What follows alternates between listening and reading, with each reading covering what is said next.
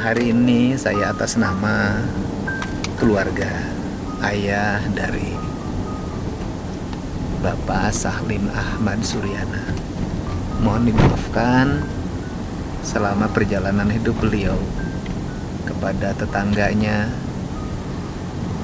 kepada saudara-saudaranya, kepada teman-temannya, atas kesalahan beliau.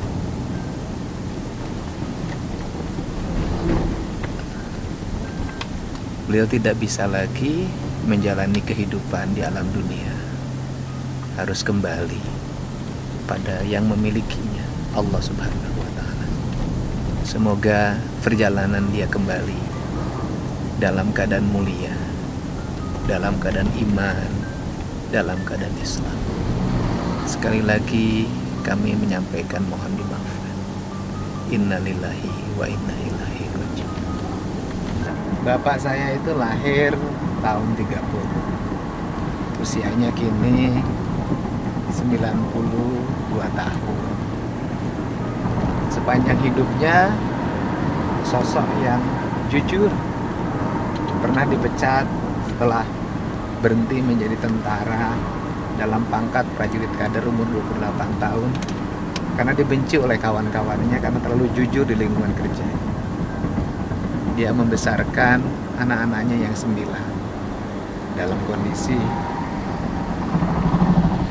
sakit karena stres selama berjuang menghadapi agresi militer Belanda, menghadapi pemberontakan DI, PRRI, Permesta, sehingga mengalami keletihan.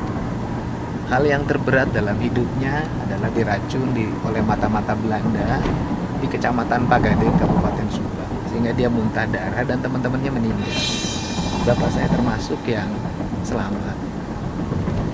Kemudian karena dia mengalami depresi, sakit, akhirnya dikembalikan ke rumah oleh kesatuannya 317 di Jakarta. Kemudian dia tinggal di kampung, hidup bertani, dan umurnya sangat panjang melebihi ibu saya. Karena ibu saya selalu menjaga seluruh makanan yang dimakannya, tidak boleh garamnya terlalu banyak, tidak boleh makan terasi, tidak boleh minum kopi, dan tidak boleh kerja berat. Dan posisi itu diambil oleh ibu saya. Ibu saya menghabiskan waktu, mendedikasikan diri untuk merawat bapak, sehingga bapak umurnya lebih panjang dan ibu saya meninggal lebih dulu. Kemudian apa sih yang ada dalam dirinya yang menjadi keunikan dalam hidupnya itu? Yang pertama, kalau uang pensiunnya semuanya diserahkan pada ibu, dia tidak ngambil 1 rupiah. Yang kedua, dia nggak pernah jajan di warung. Ketika dijelaskan saya udah besar, kenapa nggak jajan di warung? Karena dia katakan kalau jajan di warung kamu nggak bisa sekolah. Kalau bapak punya tradisi nongkrong di warung, maka bapak akan membelanjakan uang menjadi hak-hakmu untuk bersekolah, sehingga lebih tidak pernah jajan di warung. Yang keduanya, tidak pernah makan di luar, karena itu tradisi dia tidak makan di luar. Kenapa tidak makan di luar? Karena dia sangat menghormati masakan ibu saya. Kemudian yang ketiga, dia adalah sosok yang kalau dia ikut tahlilan atau hajatan, pulangnya suka dapat berkat. Bapak saya nggak pernah ngambilnya, karena kata bapak saya, kita nggak boleh melakukan sesuatu pamrih, pulangnya harus dikasih berkat, kata dia. Walaupun pada akhirnya karena tradisi di kampung, berkatnya suka diantrin ke rumah. Yang berikutnya, dia adalah sosok yang sangat menjaga kebersihan dalam hidupnya. Mandinya sehari 3 kali, bajunya selalu rapi, celananya selalu rapi, rambutnya selalu rapi.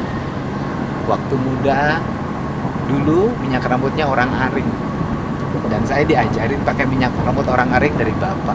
Disimpannya di pinggir kamar dekat jendela. Nah, saya pakai itu. Yang dianggap mewah dalam bapak itu potong rambut. Potong rambutnya nggak pernah di kampung, dia selalu di kota. Dan saya termasuk kalau lagi di kelas disamper.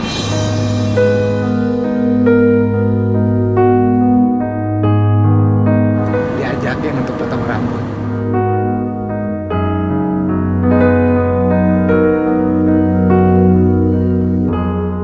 saya diajarin. Dan saya tidak boleh potong rambutnya pendek, harus rapi. Kemudian apa sih yang dimiliki oleh bapak lagi adalah puasa. Dia termasuk rajin puasa Senin Kemis. Yang itu saya ikuti sampai sekarang. Dia tidak merokok.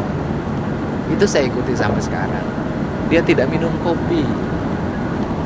Saya juga sama mengikuti sampai sekarang. Walaupun saya suka dikit-dikit suka minum kopi karena hari ini kopi merupakan tren kehidupan yang harus dihormati. Ya, itu sifat-sifat yang dia miliki. Kemudian dia nggak pernah marah. Seberat apapun anak-anaknya nakal, dia nggak pernah marah. Dia tidak pernah memukul anak-anaknya. Paling melotot. Itu pun kita udah takutnya luar biasa. Kemudian dia apalagi orang yang sangat taat dalam ibadah. Dia rajin ke masjid, nggak pernah ketinggalan salat Jumat, nggak pernah ketinggalan salat 5 waktu. Makanya wajahnya sangat bersih menjelang akhir hayatnya.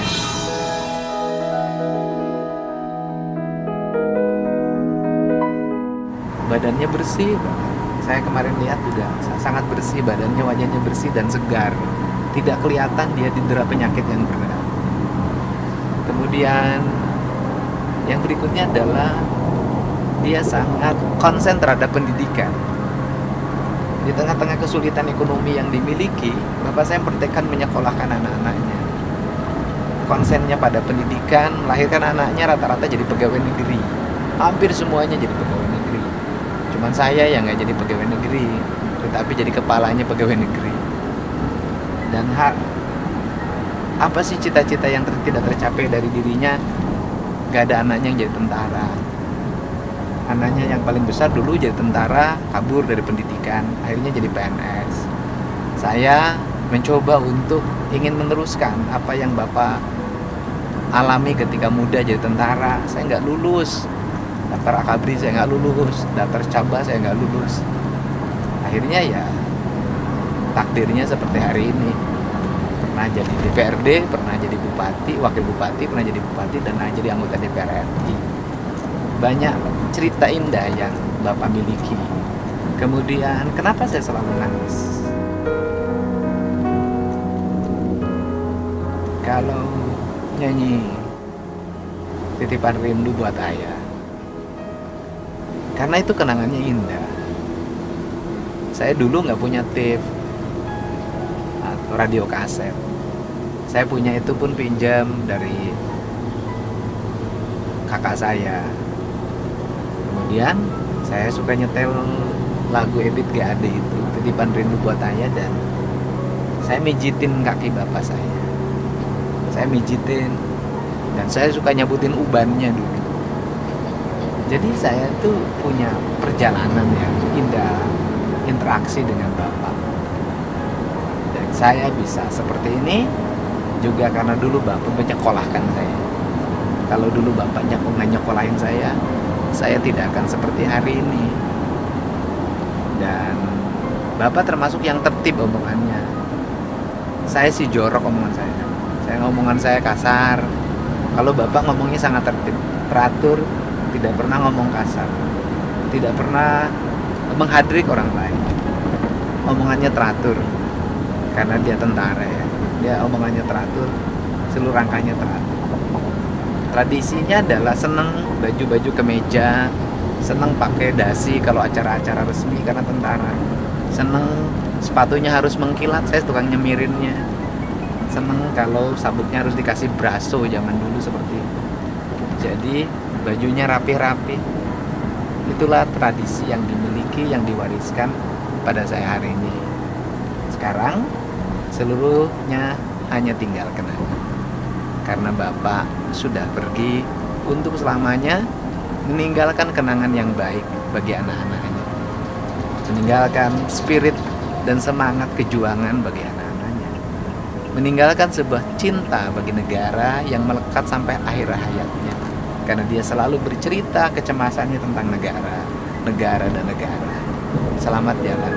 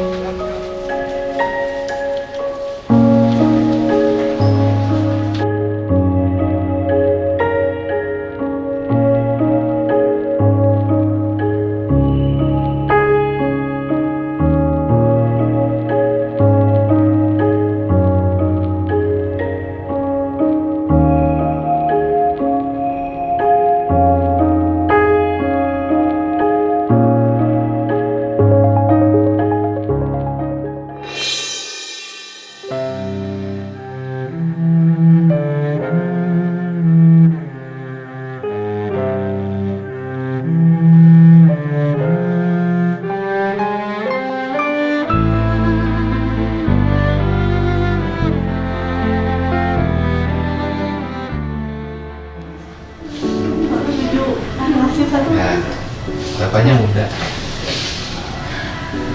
Muda kan? Anu. Ya.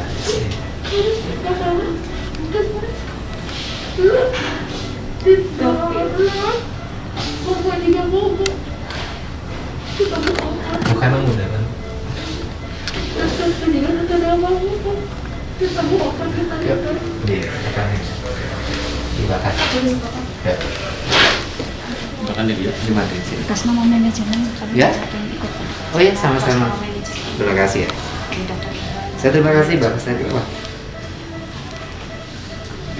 Terima kasih Bapak saya dirawat dengan baik di sini. Terima kasih para dokter, para perawat di sini. Saya mengucapkan terima kasih. Bapak saya dirawat dengan baik. Iya sudah nggak apa-apa. Hidup kan sudah ada batasannya. Bapak saya umurnya 52 tahun. Batasannya di sini nggak boleh lebih lagi sama Allah. Karena Allah sayang sama kita. Ya, nanti bisa dimandi di sini aja. Ya di mortuari aja. Ya. Lagi lebih nanti bisa berdoa juga. Ya. Stop. Ya, ada ini, sudah ada. Enggak. Siap. Ya. Banyak bersih. Kurang baik. Jujur, saulat.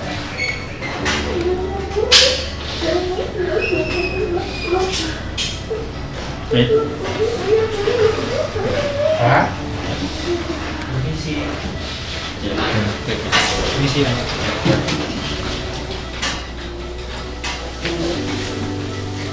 Dah. Kantor saya takaran. Bapaknya perlu dimandiin dulu, ya kan? Dimandiin, ya nanti disolatkan. Setelah disolatkan, dimandiin, dikafani, disolatkan dan dimakan.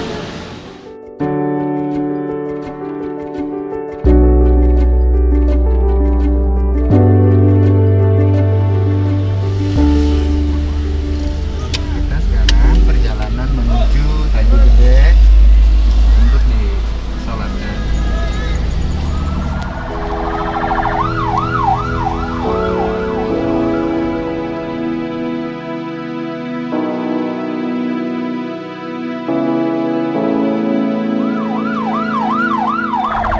Wajahnya juga ganteng banget, gagah, bersih, sesuai dengan orangnya yang bersih sepanjang hidup.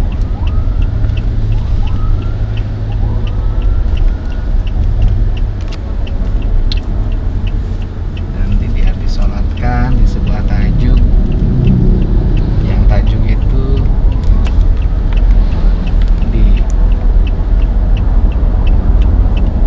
dirancang dan dibuat ide oleh anaknya sendiri. Bagi saya kebahagiaan bapak saya bisa sholat di Tanjung Gede, disolatkan karena memang rajin sholat tadinya juga. Menuju Tanjung Gede ya.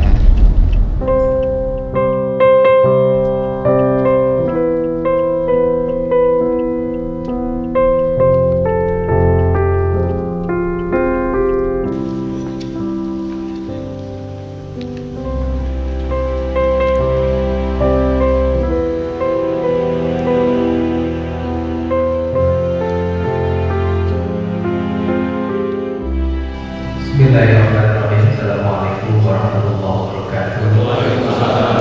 Innalillahi wa inna ilaihi raji'un.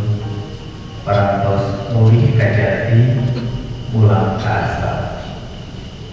Kawiti Gusti mulang deui ka Gustina.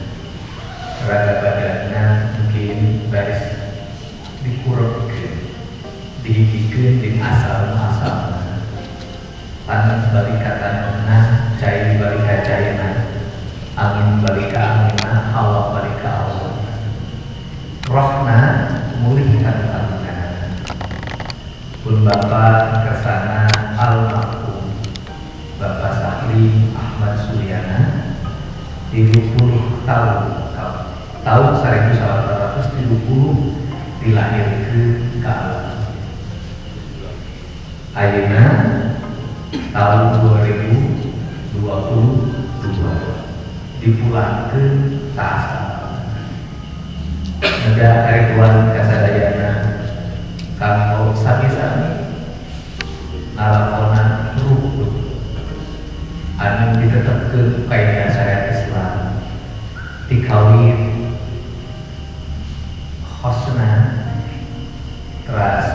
ditimpakan teras di kafanan aina di sholat ke teras dikurang ke mugia pun bapak mulut kajati namulang rasana tepang beli sarana tabunan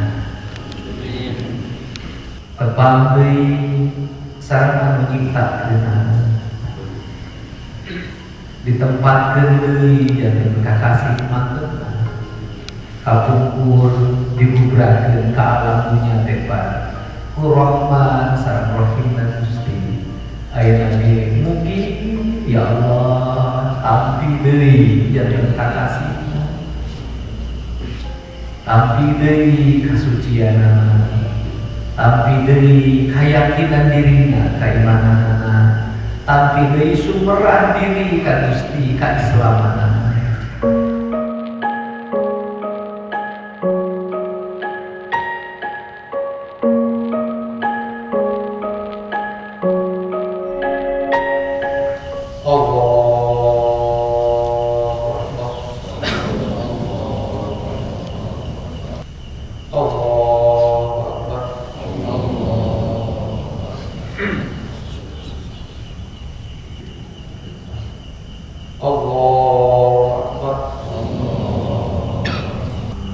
Assalamualaikum warahmatullahi wabarakatuh.